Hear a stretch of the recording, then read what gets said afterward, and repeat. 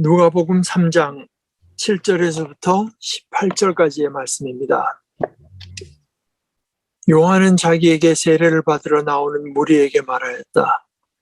독사의 자식들아, 누가 너희에게 닥쳐올 진노를 피하라고 일러주더냐. 회개에 알맞는 열매를 맺어라. 너희는 속으로 아브라함은 우리의 조상이다 하고 말하지 말아라. 내가 너희에게 말한다. 하나님께서는 이 돌들로도 아브라함의 자손을 만드실 수 있다. 도끼를 이미 나무 뿌리에 갖다 놓으셨다.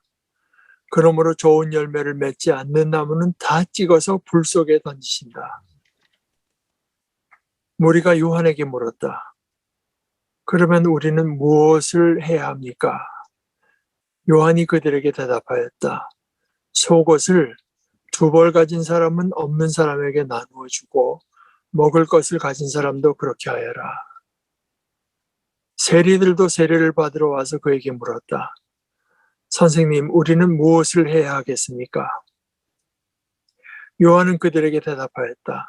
너에게 정해준 것보다 더 받지 말아라. 또 군인들도 그에게 물었다. 그러면 우리들은 무엇을 해야 하겠습니까? 요한이 그들에게 대답하였다. 아무에게도 협박하여 억지로 빼앗거나 거짓 고소를 하여 빼앗거나 속여서 빼앗지 말고 너희의 봉급으로 만족하게 여겨라. 백성이 그리스도를 고대하고 있던 터에 모두들 마음속으로 요한에 대하여 생각하기를 그가 그리스도가 아닐까 하였다. 그래서 요한은 모든 사람에게 대답하였다. 나는 여러분에게 물로 세례를 주지만 나보다 더 능력 있는 분이 오실 터인데 나는 그의 신발끈을 풀어드릴 자격도 없소. 그는 여러분에게 성령과 불로 세례를 주실 것이요. 그는 자기의 타작 마당을 깨끗이 하려고 손에 키를 들었으니 알곡은 곳간에 모아드리고 쭉정이는 꺼지지 않는 불에 태우실 것이요. 요한은 그 밖에도 많은 일을 권면하면서 백성에게 기쁜 소식을 전하였다. 하나의 말씀입니다. 오늘 성경 말씀은 우리가 지난주에 나눈 부분과 많이 겹치죠. 주로 소위 세례자 요한, 누가복음은 세례 요한이라는 말을 나중에 쓰지만 이제 여기서는 세례자 요한이라는 말은 안 씁니다. 그냥 요한이라고 하죠. 오히려 요한을 어떤 그 예언자의 반열에서 본 것 같습니다. 그런데 누가복음뿐만 아니라도 복음서는 물론 우리 예수님에 관한 이야기고 소식인데, 그런데 어떤 복음서를 봐도 상당한 부분이 소위 이 세례자 요한, 침례 요한에 관해서 이제 기술하는 것으로 채워져 있습니다. 사실 뭐 예수님에 대해서 할 얘기가 없어서 그러냐? 그게 아닙니다. 예를 들어서 요한복음 21장 끝에 보면은 에필로그에 해당하는 건데요. 예수님께서 요한이 뭐라고 말했냐면, 예수께서 하신 일은 이 밖에도 많이 있어서 그것을 낱낱이 기록한다면 이 세상이라도 그 기록한 책들을 다 담아두기에 부족할 것이라고 생각한다. 라고 할 만큼 예수님께서 하신 말씀이 훨씬 더 많고 하신 행적들이 훨씬 더 많고 우리는 그것을 다 알고 싶은 생각들이 물론 있지만, 예를 들어서 마가복음은 이제 원문 우리가 가진 것으로는 16장 8절에서 끝나는 작은 복음서지만 그 중에 또 끝에 거진 한 4분의 1은 예수님께서 순환당하신 이야기로 채워져 있을 정도지만 그 가운데 한 챕터, 한 장을 요한에게 일어난 일로 이제 채우고 있는 걸 볼 수 있습니다. 그러니까 이 요한의 이야기가 복음서, 예수님을 말하는 복음서를 쓴 누구도 생각하기를 이 예수님의 이야기에는 요한의 이야기가 빠져서는 안 된다. 빠질 수 없다. 이것은 다시 말해서 우리가 예수를 알려면은 요한을 반드시 알아야 된다. 이런 것 아니겠습니까? 이 요한이라는 인물이 그 당시의 사람들에게 어떤 준 인상과 또 미친 영향력이 뭐 엄청났던 것은 뭐 두말할 것 없이 분명한 것 같아요. 오늘 제 읽은 말씀 가운데서도 15절에 이렇게 말했죠. 백성이 그리스도를 고대하고 메시아를 고대하고 있었는데 유다 백성들이 그 터에 요한이 하는 일과 요한이라는 인물 또 그가 하는 일들을 보면서 15절의 말씀 모두들 여기 뭐 과장법이 좀 속해서 쓰였다고도 볼 수 있겠지만 어찌됐건 하여간 모두들 마음속으로 요한에 대하여 생각하기를 그가 그리스도가 아닐까 하였다. 할 정도였습니다.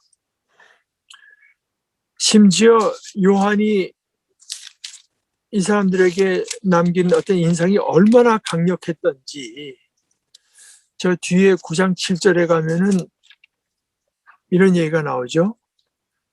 그 지역을 다스리던 왕 노릇한 헤롯, 분봉왕 헤롯은 이 모든 일을 듣고서 당황하였다. 왜냐하면 어떤 사람들이 말하기를 이게 요한이 죽은 사람들 가운데서 살아나서 하는 일이다.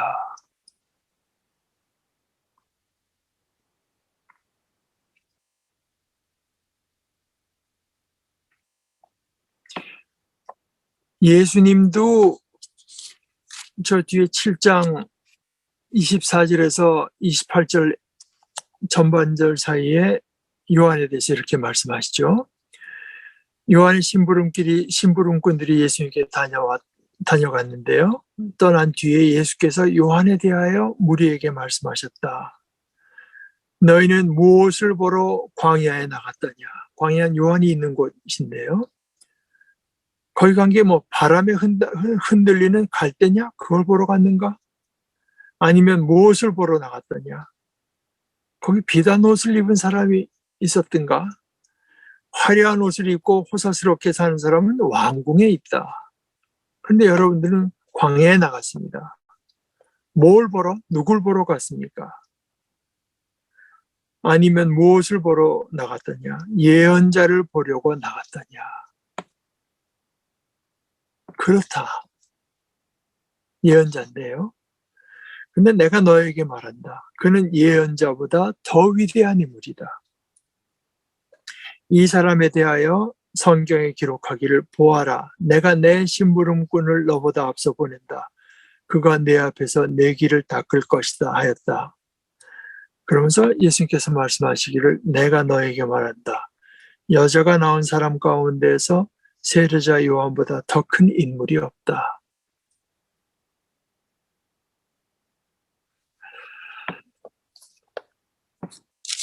요한복음에서는 뭐라고 말을 하는가?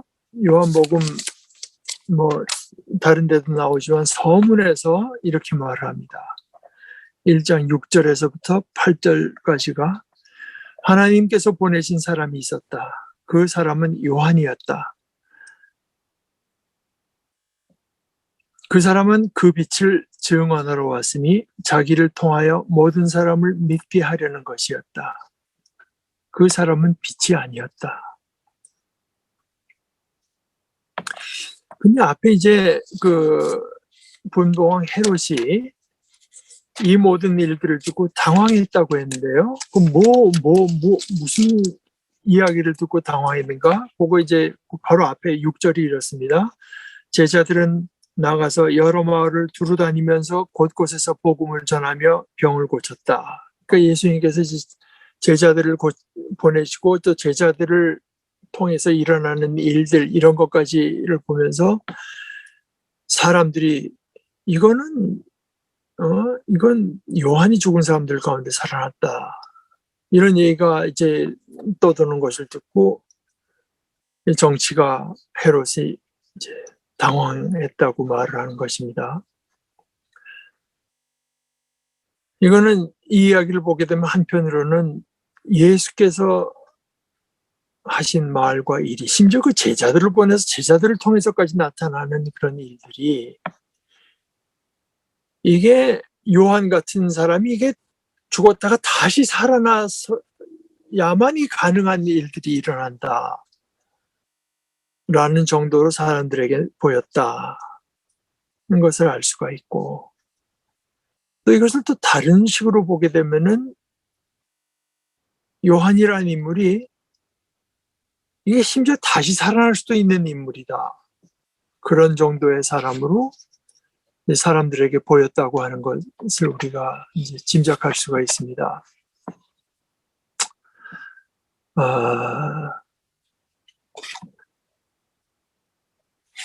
그래서 사람들이 그가 그리스도 아닐까 이제 생각하는데, 예수님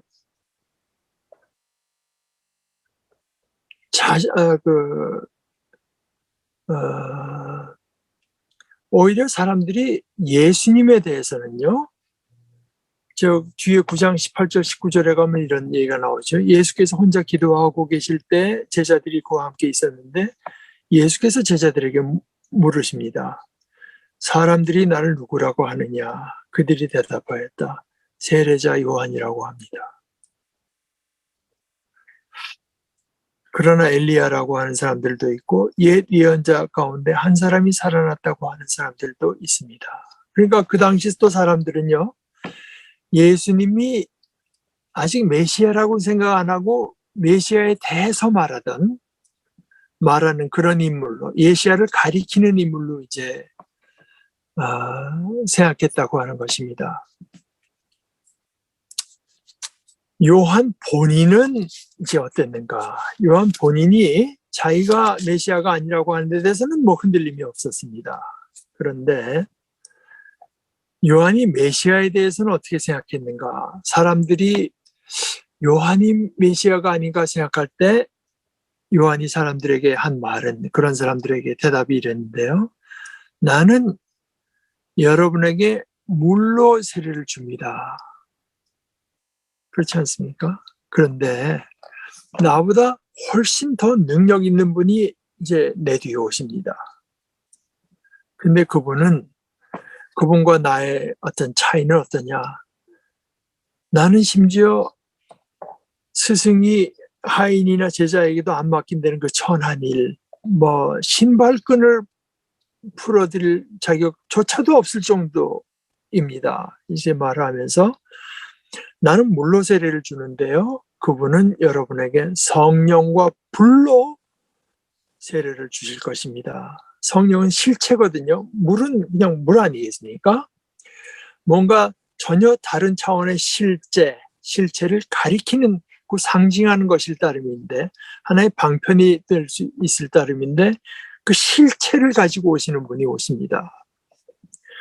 그래서 그는 자기의 타작마당입니다.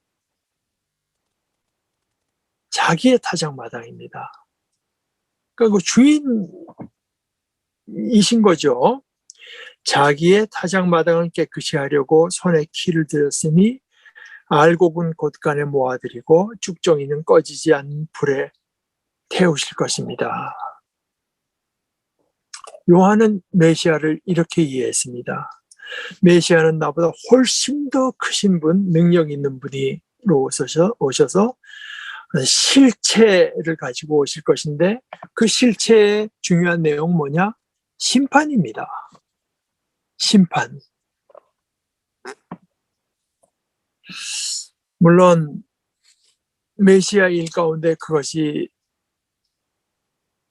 중요한 일이고 필요한 일이기는 한데요. 그 심판이라고 하는 것이 요한의 생각과는 전혀 다른 식으로 나타납니다. 그래서 이제 이렇게까지 말한 요한인데 그 요한이 헷갈려요. 요한이라고 하는 사람이 이제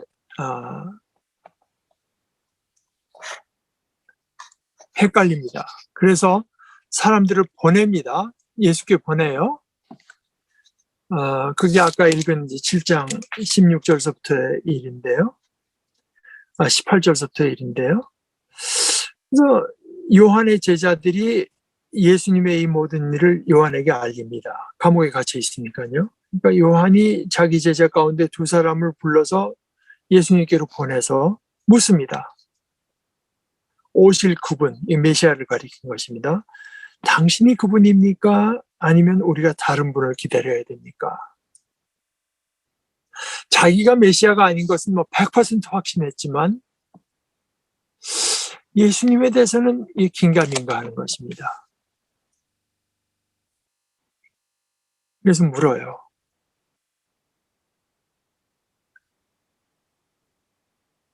그때 예수님의 대답이 이렇습니다.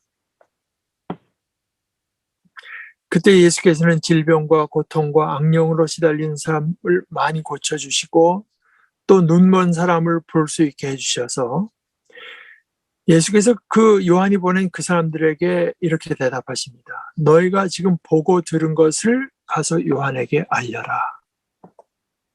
눈먼 사람이 다시 보고 다리 저는 사람이 걷고 나병 환자가 깨끗해지고 귀 먹은 사람이 듣고 죽은 사람이 살아나고 가난한 사람이 복음을 듣는다.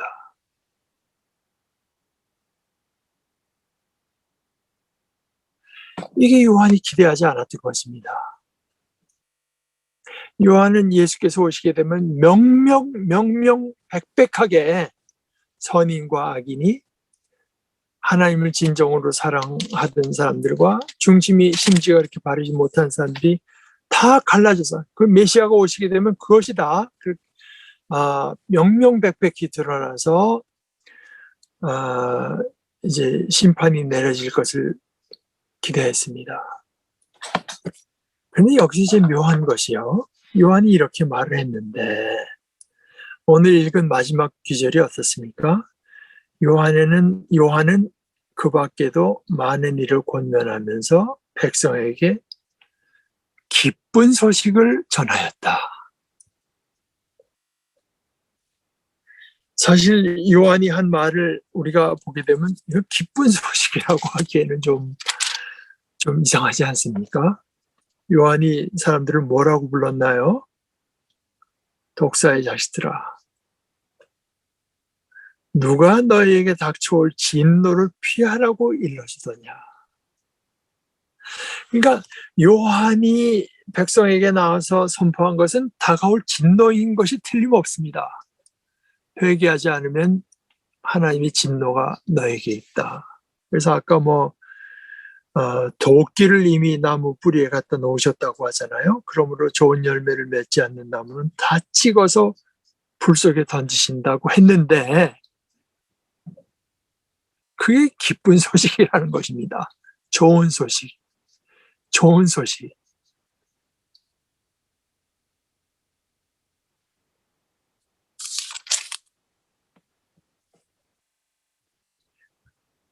요한의 말은 맞으나 온전치 못한 것이요. 뒤집어서 말하면 온전치 못한데 그래도 맞는 것입니다. 요한은 어찌됐건 기쁜 소식을 전한 거예요. 별로 기뻐 보이지 않으나 기쁜 소식입니다. 그런데 사실 이것이 기쁜 소식이라고 하는 것을 나타내는 하나의 그 증거라고 할까, 이것은 벌써 보세요. 이렇게 무서운 심판의 이야기를 하는데 세리가 오고 군인이 와서 저희가 뭘 해야 됩니까?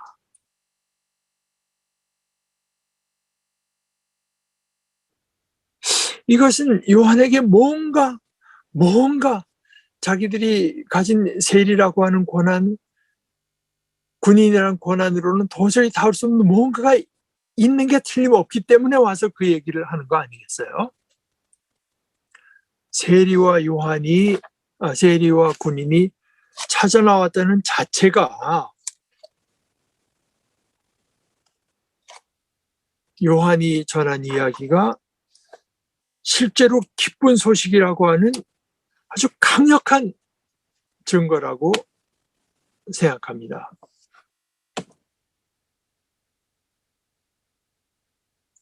왜냐 회개라고 하는 것은 후회가 아니거든요. 후회는 누구나 하죠. 그러나 회개라고 하는 것은 후회가 아니면 뉘우침이 아닙니다. 뉘우침이 후회나 뉘우침이 거기 포함될 수 있죠. 그러나 그것으로 끝나면 그것은 회개는 아닙니다. 회개는 돌아서는 건데요.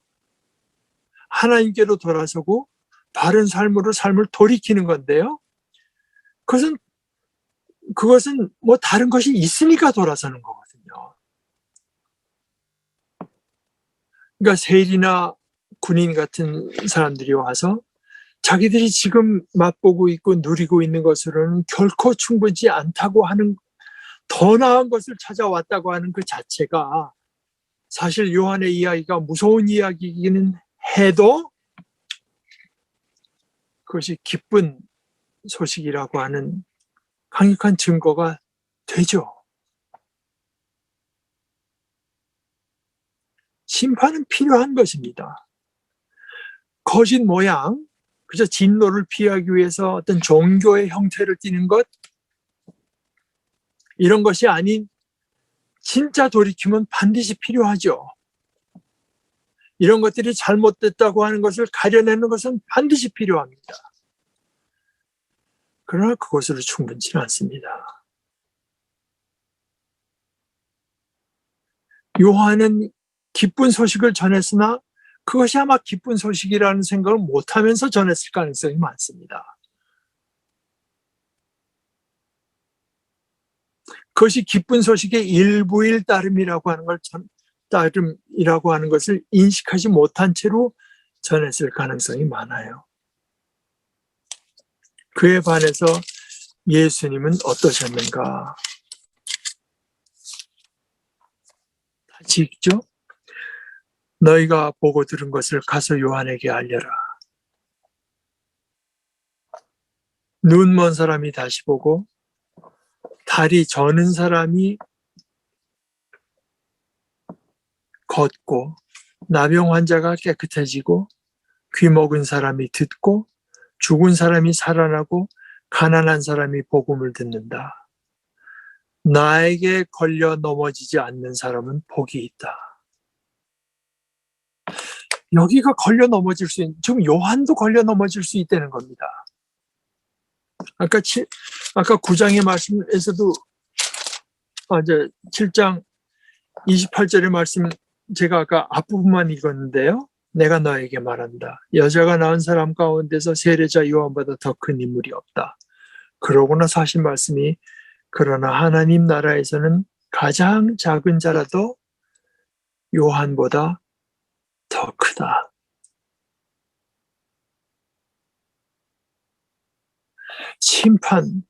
심판에는 진실을 담고 있지만 그것이 온전한 진리는 못 됩니다. 예수님께서 심판하시죠. 심판하시는데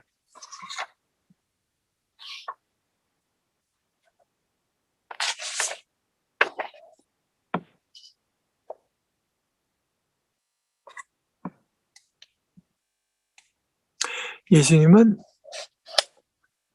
요한이 생각한 식으로 심판하신 것이 아니라 그야말로 기쁜 소식을 전하심으로 은혜를 베푸심으로 용서하심으로 그 말씀이 심판이 됩니다. 그 말씀을 받아들이지 않은 사람들에게는. 그리고 치유하심으로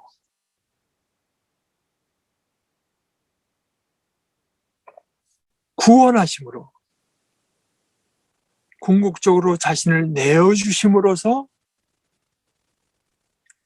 그것을 받아들이지 않은 사람들에게 그것이 심판이 더 명명백백해질 수 없게 물론 심판이 일어납니다.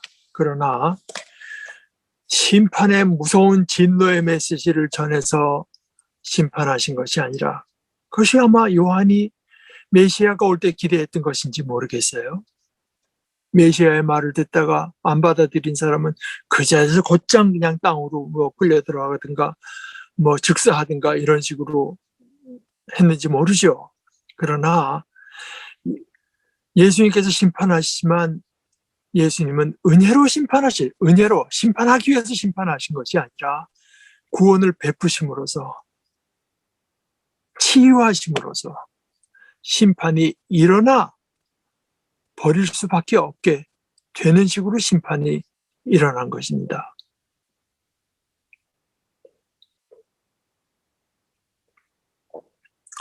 사실 아까 기도 시간에도 말을 했지만 정말 특히 코로나를 둘러싸고 나타나는 인간의 악함, 죄송한 말이지만 그 악함의 편에 선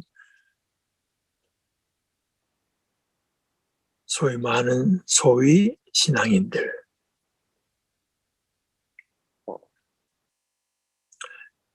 이런 거를 보게 되면은 모든 것이 명명백백히 잘못한 사람들의 잘못이 드러나고 거짓말하는 사람들의 거짓이 드러날 것, 그것을 우리가 고대하기 쉽지만 그것은 아직 하나님 나라는 아닙니다. 그렇게 진실의 편에 서서 분노하는 것도 위대한 일이겠습니다마는, 그러나 하나님의 나라에서는 가장 작은 자라도 그것보다 더 크다.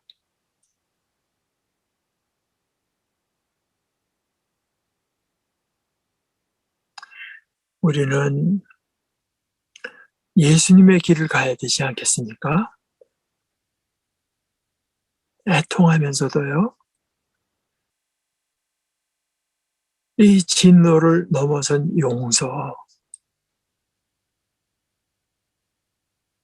심판을 넘어선 은혜와 구원, 우리 스스로 은혜로운 사람이 되고 우리 스스로 용서하는 사람이 되고 우리 스스로 자기를 내어주는 사람이 되어야 나에게 걸려 넘어지지 않는 사람은 복이 있다. 그 말씀처럼 걸려 넘어지지 않는 사람이 될 것입니다. 예수님께서 오신 것은 심판하려는 것이 아니라 구원하려는 것입니다. 구원하다 보니까 심판이 일어나는 거죠. 구원을 받아들이지 않은 사람들에게.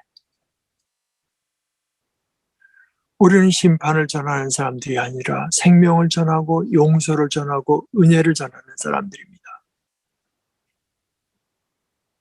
우리는 예수께서 오신 것은, 예수님이 이렇게 말씀하시잖아요. 내가 온 것은 양으로 생명을 얻게 하고 더 풍성히 얻게 하려는 것이다. 그래서 우리는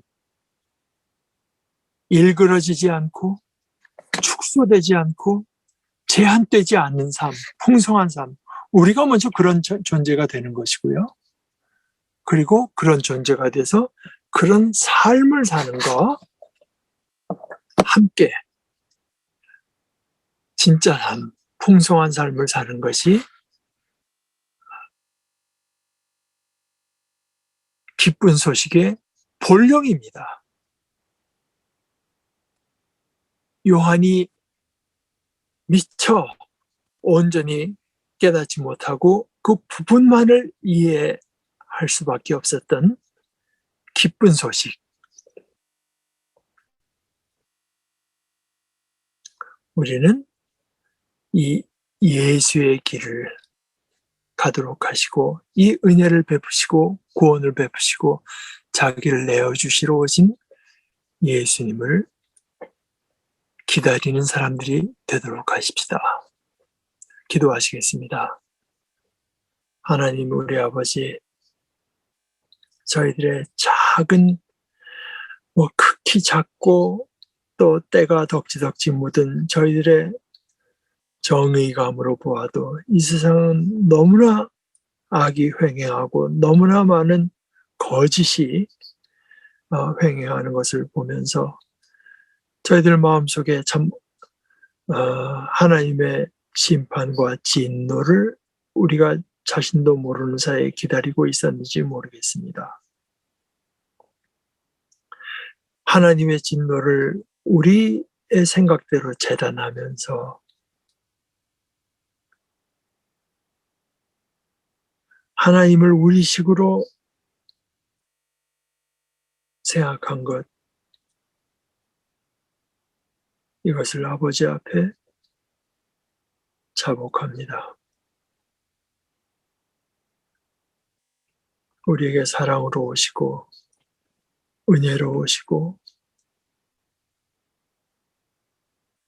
구원으로 베풀어 주신 이 아버지 하나님의 자비 앞에 우리 자신을 내어놓고 우리 스스로가 바로 이 은혜와 사랑으로 다스리시는 하나님의 나라 백성 되기를 사모하면서 우리 주님께서 보여주신